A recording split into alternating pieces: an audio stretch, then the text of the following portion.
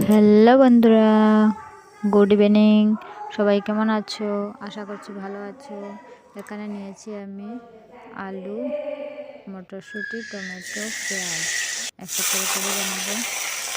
সাথে হবে আজকে লুচি, লুচির সাথে তরকারি। এখানে আমি টমেটো, আলু, পেঁয়াজ, মটরশুঁটি সবগুলো মশলা কষিয়ে নিচ্ছি।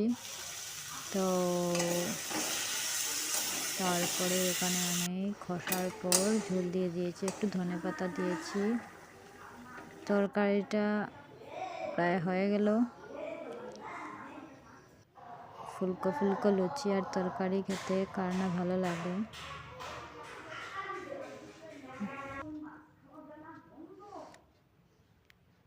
শুভ বিকেলের শুভেচ্ছা জানাই সবাইকে।